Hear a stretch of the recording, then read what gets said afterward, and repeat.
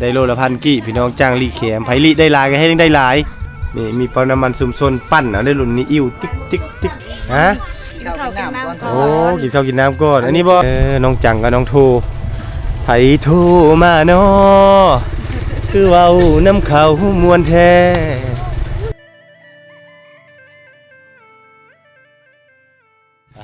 การทัศนสวัสดีท่านผู้ชมบรรยากาศยามแรงหลังจากที่บรรทุกเดินทางออกจากบ้านโปนองแล้วก็มาฮอดหมู่บ้านนี้บ้านนี้มีชื่อว่าบ้าน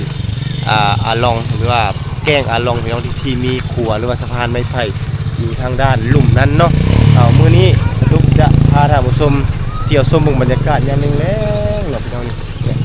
เขตนี้นี่วิถีชีวิตของเจ้านี่แบบยังแบบดั้งเดิมแต่ก็จะมีเศรษฐกิจที่ดีพอสมควรท่านผู้ชมเพราะว่าตามฤดูกาลเจ้าจะพากันเฮ็ดสวนมันพร้อมเนาะอันนี้เห็นมันรถกำลังทำการผลิตเลยกับว่าแม่นเนาะนี่ช่วงนี้ไปเอาสิพาท่านผู้ชมไปสัมผัสเบิ่งบรรยากาศยามแรงๆพี่น้องโอ้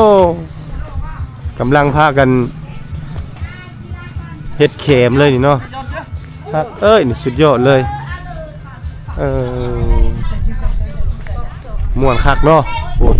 พี่น้องบรรยากาศยามค่อยค่ำลงแรงอันนี้นี่แม่นมารับจ้างได้นี่เนาะนี่รับจ้างนี่พี่น้องไอ้เด็กน้อยๆเนาะเพิ่นจะได้เงินซื้อขนมเพิ่นมารับจ้างลิเข็มลิเข็มได้โลเท่าใดอีกนะบ่เพิ่นให้โลเท่าใดฮะให้โลละ1,000บ่แสดงว่าบ้านนี้โอเคอยู่ราคาดีอยู่เนาะให้โลละ1,000ได้โลละ1,000กี่พี่น้องจ้างลีแขมไผลีได้หลายก็ให้ได้หลายเนาะนี่แหละวิถีชีวิตของเพิ่นพี่น้อง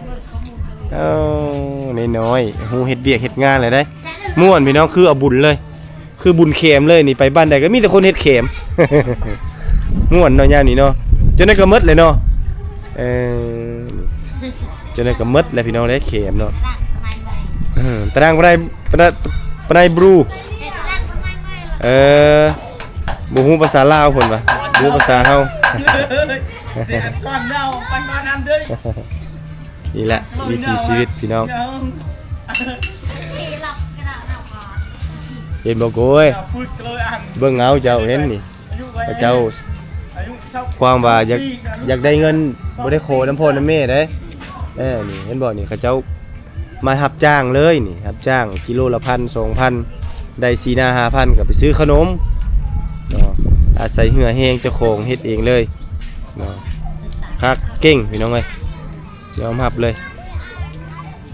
นี่แหละบรรยากาศพี่น้องเนาะบรรยากาศยามแรงที่บ้านอาลองโอ้มีปั๊มน้ำมันนี่พี่น้องอันนี้ปั๊มน้ำมันบูฮานได้นี่ได้ปั๊มน้ำมันชุมชน นี่พี่น้องใครอยากเติมมาเติมโลดนี่สบายพี่น้องนี่มีปั๊มน้ำมันซุมซนปั้นเอาได้รุ่นนี้อิ่วติ๊กติ๊กติ๊กติ๊กติ๊กติ๊กติ๊กติ๊กเลยพี่น้องเนาะสะดวกสบายไปชนบทบ่ต้องห่วงเนาะสะดวกสบายเพราะว่ามีปั๊มน้ำมันเรียบร้อยนี่ทางนี้ก็มีร้านค้าอีกนี่นี่มีร้านค้าขายเครื่องครบเลยนี่มีตู้เย็นมีอย่างอีกโอ้น้ำดอกน้ำดื่มครบสุดเลย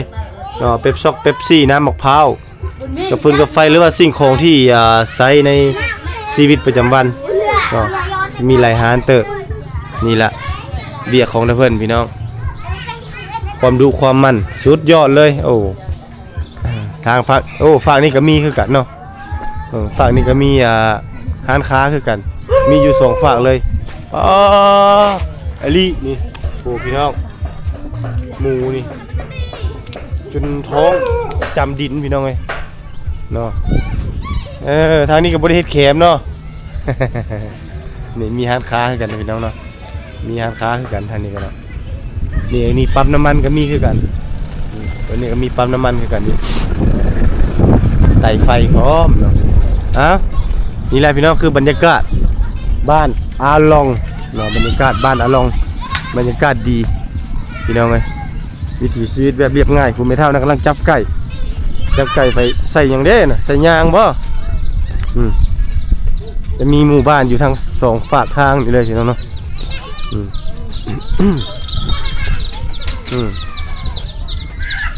โอ้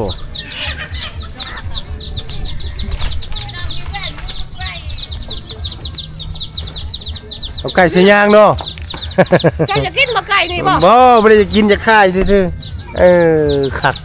ใช่นั้นเลย แล้วห้อยไว้บ่ ให้ มื้อนี้ เงินในทาง ห้อยว่าโอ้ให้เงินเนาะ โอ้ไม่เท่าเป็นดาราพี่น้องไงเพิ่นให้เงินได้เพิ่นว่าเนาะ นี่เบ้เพิ่นก็จะผูกอยู่ตามมาทุนบ้านพี่น้องเนาะตามทุนบ้านนี่ต่างๆนี่แหละขี้เบ้นี่เขาเจ้าจะเอาไปใส่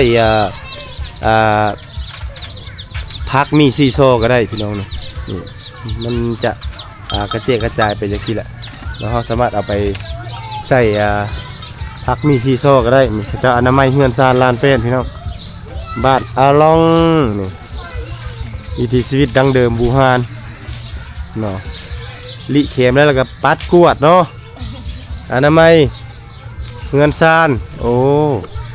นี่เข็มเนาะโอ้ไปเฮือนใดก็เฮ็ดแต่เข็มนี่ไม่เท่าเอาหลานพี่น้องดิอันนั้นก็เข็มเพิ่นเฮือนซานแบบดั้งเดิมบูฮานพี่น้องนี่มีแต่เป่าเข็มมันแหละบรรยากาศ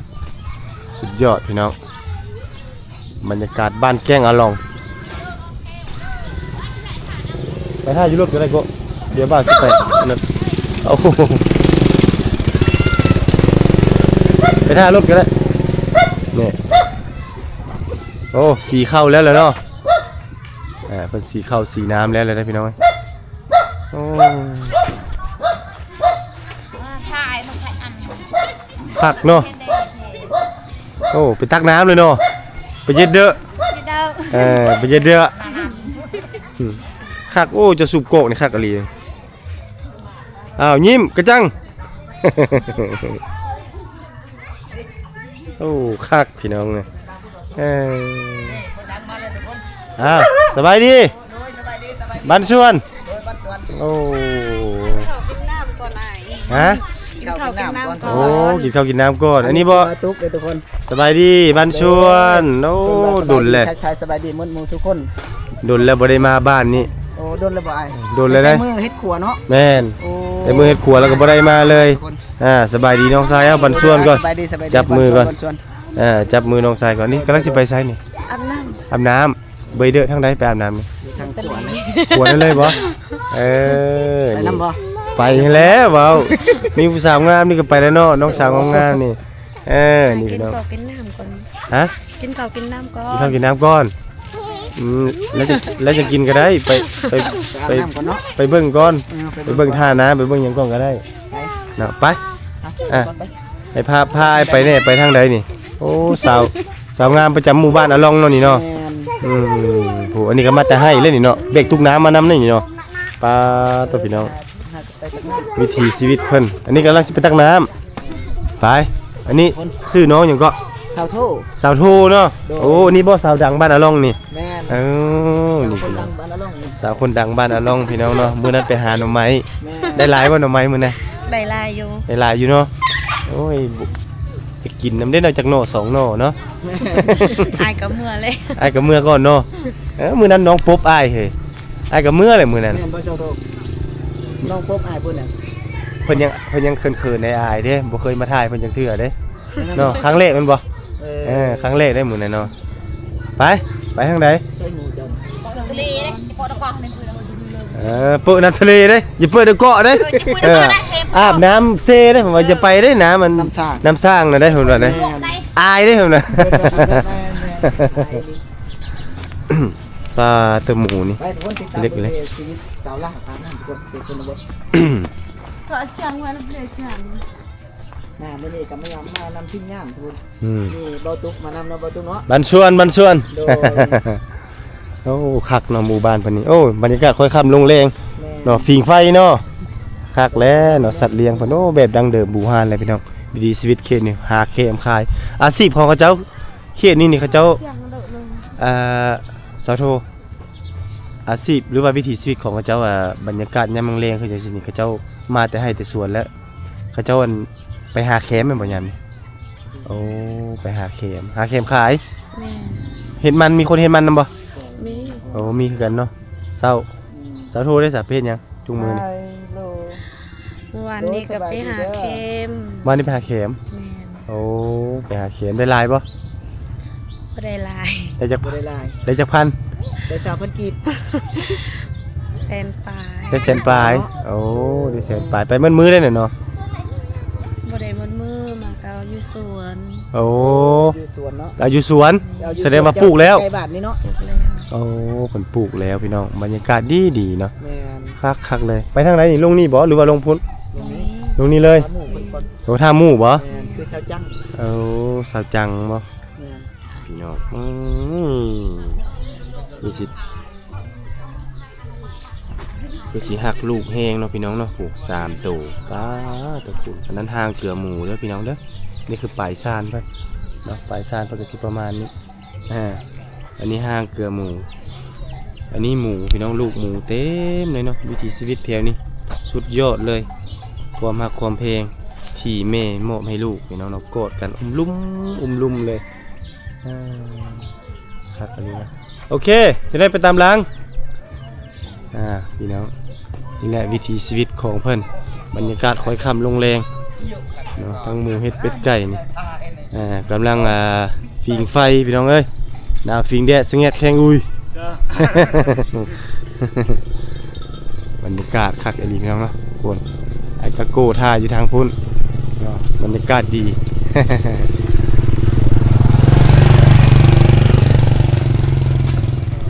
ไอพี่น้องบรรยากาศคอยคำลงแรงจอดรถไปอยู่ฝากนี้ก่อนอยู่ฝากบ้านเดี๋ยวจะเอาบรรยากาศคอยคำลงโอ้ได้บ่ปลา ได้หน่อยนึง โอ้ 2-3ต่อ โอ้พอได้กินนะนี่เนาะพี่ได้กินเจียวแรง แจ้วเพิ่นได้แจ้ว พอได้เจียวเนาะอันนี้มาจะขายมันเลยเนาะขอบใจพี่น้องนี่ วิถีชีวิตของชาวบ้านอะลองพี่น้องเนาะนี่เนาะอย่ามาที่เด้อโกเด้ออย่ารถเด้อนี่บรรยากาศคอยคำลงแรงอุ้ยวิถีชีวิตสุดยอดเลยพี่น้องจะขายมันบ่ครับพี่น้องนี่เป็นมาจะขายมันบรรยากาศดีๆสุดยอดคุณต่อบนอาบน้ำอาบในเพื่อนนี่แหละน้องเข้ามาเขาจะได้เห็นสัมผัสบรรยากาศแบบดั้งเดิมแบบย้อนยุคน่าจะประมาณย้อนยุคกลับไปประมาณ50-60 ปีของภาคอีสานของไทยก็ว่าแม่นอันนี้คือสะพานไม้ไผ่หรือว่าขัวแกงอะลองที่บรรทุกเคยมาถ่ายในต้นปีหรือว่าต้นคลิปที่ผ่านมาเนาะขัวแห่งนี้เป็นขัวที่ชาวบ้านลองแล้วก็อีกหลายๆหมู่บ้านประมาณ 3-4 หมู่บ้านพากันมาสร้างเป็นน้ำหนึ่งจิตเดียวหรือเป็นน้ำหนึ่งใจเดียวกันในการก่อสร้างสะพานไม้ไผ่แห่งนี้ขึ้นมานี่เห็นไหมนี่สาวบ้านอะลองนี่บ้านสวนหนาวบ่หนาวบ่ผู้สาวบ่หนาวเนาะหนาวฟิงแดดสงแงดแข้งอุ้ย มีแต่ภูงามๆเห็นไหมกูรูปไปลอยนี่สาวบ้านอะลองได้ดีเด้อเฮ้ยอายพี่น้องอายพี่น้องเอ้ย ไปเฮามีนัดอยู่ทางพี่น้องเนาะเฮามีนัดอยู่ทางพี่เฮาสิมาไปพี่อ้าวอันนี้คือผู้ชายหรือญาติทางพี่เนาะ ผู้หญิงเราทางพุ้น ขออนุญาตถ่ายเด้ออ้าวนี่จะอยู่ตามโง่นหินโคตรหินนี่แหละอันนี้คือวิถีชีวิตของสาวลาวบ้านป่าพี่น้องเอาลงทางไหนนี่นี่บ่ทางนี้น้ำเนาะลงทางนี้ก็ได้เอาโกลงทางไหนโกสิลงได้บ่บัดนี้เอาลงได้เนาะดึง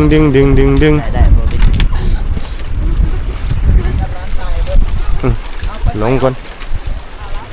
เฮ็ดรถเฮ็ดโกลงได้บ่โกแป๊บนึงครับแป๊บนึงเด้อได้บ่ได้อยู่ได้บ่โอเคขอบใจเบิ่งคนสิดองก่อนดองก่อนดองนี่แหละ กูได้บ่กูคำบ่ได้บ่ลงมาก็ได้นะกูเด้อถ้าแถวนี้ก็ได้นี่พี่น้อง นี่ทุกคนคือเบาตุ๊กตัวนี้ โอ้ครั้งแรกเด้อต้องขออนุญาตก่อนอื่นต้องขออนุญาต แม่น บรรดาสาวๆที่มาถ่ายนี่บ่แม่นว่ามีเจตนามาถ่ายแบบวาดวิวหรืออย่างต่างๆอยากมาเห็นวิถีชีวิตของน้องๆเพิ่นเนาะมามื้อนี้ก็ได้มาเห็นทั้งสองน้องเนาะมีน้อง น้องโท น้องโทแล้วก็ สาวจัง สาวจังบ่น้องจังเนาะ แม่น น้องจังกับน้องโทไผโทรมาเนาะคือเว้าน้ำเขามวนแท้จังแม่นบ่แค่ เสียงบ่ค่อยดีมาได้เสียงโอ้ไลฟ์สดบ่ แม่น โอ้ไลฟ์สดบรรยากาศค่อยค่ำลงแรงเนาะอ้าวอีหยังคือหัวคักแท้ คุยเดี๋ยวๆนะ เบ้ยเลยเด้ออาบเลยน้ำนะเพิ่นมาได้ แม่นบ่สาวจังมื้อนี้ไปเฮ็ดเวียกหยังมื้อนี้มาได้ไปกลมันบ่ คนมัน โอ้บ่อยาก คนนี้สาวจังกับ บ่รับสมัครคนก้นสวยบ่ แต่บ่มีไผ รับแต่บ่มีไผโกมาบักหลานทรายมาก้นมันสวยผู้สาวเด้อมื้อเด้อ ไปบ่ ได้บ่ ไปเนาะ ยังอึ้งอังๆอยู่เนาะ แม่น ไปบ่บ่ไปบ่เพิ่นว่านะเต็มรถไถบ่มื้อนี้โอ้ได้เต็มรถไถเอาไปขายอยู่เมืองแม่นบ่ พูดบ่ได้อ่อนๆตะโกนเสียงสว่าง ฮะเว้าหยังก็ เอาไปทวงรถพูดป่า เออเดี๋ยวนี่ๆโจมลงมานั่งอยู่ข้างใต้รถแม่มาร ถมาเลยมาไว้มานั่งอยู่พี่เดี๋ยวเขาซุยเอาลังไปแล้วได้นั่นเด้ เนาะ จะปิดไหลก็เด้อคนกล่าวว่าสบายดีเอ้าสาวจังสบายดีดู สบายดีเด้อบ้านสวนเด้อ เออ เอาพี่น้องอันนี้คือวิถีชีวิตของชาวบ้านอาลองเมืองนองแขวงสะวรรณเขตนี่น้องน้อยในชนบทเพิ่นก็กำลังอันนั้นเนาะโอ้ผลมันล้วนๆเลยนี่เนาะโอ้ยขักอันนี้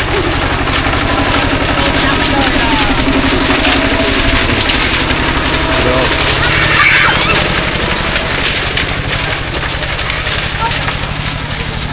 คือว่าต้นปีนี้มีรถยกขัวเห็นบ่ แม่น มีเห็นบ่ นี่ เออ ตับในร้านรถจริงนี่แหละ รถทิ้งนี่แหละต้องอยู่พุ่นบ่เอาให้ได้เอาขึ้นได้ ขึ้นได้เขาหิ้วเอาแต่นี่หาผู้เดินให้แคบบนราคาน้ำไปเขาอ่านดู โอ้โอ้ ขึ้นไปแปลงผู้ใดก่อน อืม 7 หลัง 7 ล้านผู้ เกียกินยมเหรอ อันนี้เลยแม่นอิหยังวะเขาเอิ้นอิหยังวะขี้หินเนาะถูหุกกระโตเนาะนี่พี่น้องสาวงามบานปากปกตินี่มาอาบน้ำกับมาบ่อนนี่แม่นบ่โอ้เป็นแต่ละชุดเนาะแต่ละชุดแต่บ่คือกันพี่น้องเนาะการหาอยู่หากินกับเขาเจ้าจะใส่แห่ใส่มองแถวนี้แหละอันนี้แม่นอันนั้นบ่แถวนี้เป็นมักสงวนบ่บ่แม่นบ่บ่แม่นเนาะโอ้เป็นบ่อนหาอยู่หากินธรรมดานี่แหละ จอด บ่เจอจะเลย แล้วค่อยแห้งดังบีบีซ้ำค่อยแห้งฮูน้อยๆซ้ำอ้าวได้มีโอกาสดีๆได้มาสัมผัสวิถีชีวิตสาวลาวบ้านป้าพี่น้องเพิ่นมาอาบน้ำสวมใส่น้ำแบบนี้เลยแต่สมัยยังน้อยๆก็แบบนี้แหละเนาะแต่สมัยน้อยๆก็แบบนี้คือกันอาบน้ำของพี่น้องเนาะโดดท่อนแบบที่คือกันอันนี้คือวิถีชีวิตสาวลาวโอ้อันนี้คือแคมพี่น้องแคมไปขายโอ้ยค่อยเสียวน้ำเด้พี่น้องเอ้ยโอ้พี่น้อง อันนี้มันบ่ได้ตีเลยก็แป้งใหม่แล้วจ้ะ บ่ แม่น โอ้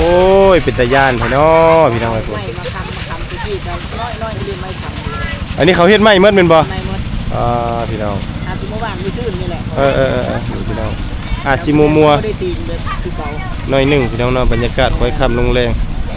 นี่มาตามติดวิถีชีวิตสาวลาวบ้านป้า แม่ เนาะทางน้องจังสาวงามบ้านป้านี่ให้เบิ่งใกล้ๆก็ได้นี่ให้เขาเบิ่งแน่ให้ FC เบิ่งแน่นี่สาวจังเป็นลูกสาวกกบ่สาวล่า ลูกสาวกุ๊กเนาะโอ้นี่ลูกสาวงามพ่อก็ฮักแม่ก็ฮักได้นี่ได้เนาะเฮ็ดเวียกก็เก่งเนาะเฮ็ดเวียกก็เก่งเจ้าคือสิคุ้นเคยกล้องเลยเนาะคือสิมีหลายคนมาถ่ายเลยเนาะเห็นบ่มีหลายคนมาถ่ายแล้ววะบ่มีบ่สาวจังบ่มีเนาะเอาเล็กๆน้อยๆสิเนาะโอ้นี่พี่น้องบ่ตุกเป็นอาชีพแล้วก็รู้สึกโชคดีหลายมื้อนี้เนาะสิ่งที่เพิ่นถูทั้งเว้นอื่นได้พี่น้องเอ้ยขี้หินพี่น้องเอ้ยแล้วขี้หินถูแบบภูมิปัญญาชาวบ้านสมัยแต่ก่อนอยากถูขี้ไข่ให้มันออกนะอย่างฮุกเราก็ต้องใช้ตัวนี้แต่ก็เซียนคันสิว่าแล้วก็แบบเพเฮามันก็สิเปิกสิทะโลกแน่เนาะเพราะว่ามันขี้หินเด้เนาะมันก็ต้องได้ถูแห้งๆขี้ไข่มันจะงอกอ้าวทางนั้นดูดน้ำเลยท่อนรถโอ้ยม่วนน่ะลีเนาะโอ้ยเนาะมื้อหน้าเอาชุดมาพร้อมนี่อาบนะข้าเจ้านี่สะดวกสบายอันนี้น้องโทนี่เนาะสาวโทเฮือนเจ้าก็มีเราโทบ่เฮ็ดเราโทบ่บ่ได้เฮ็ดเราโทบ่โอ้เว้าบ่ได้เลยเนาะ ขอโทษไอ้ขอโทษเจ้ากำลังเปล่งฟันอยู่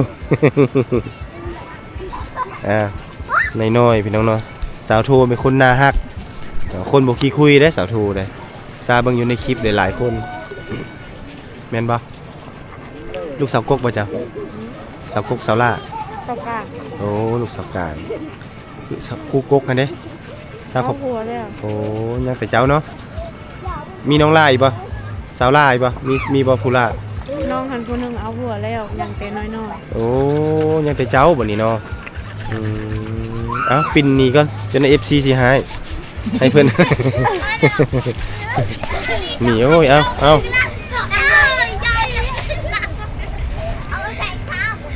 เป็นหอบบรรยากาศน้อยพี่น้องเนาะ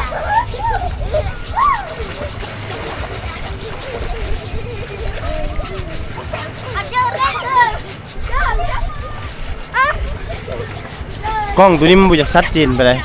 มันจากบรรยากาศจากค่ำๆแล้วมันบ่ค่อยเห็นปานใด ไทยเด็กกับกองจะได้กองไอ้บุตรตาไทยบ่ได้แลกกัน บ่ กับกอง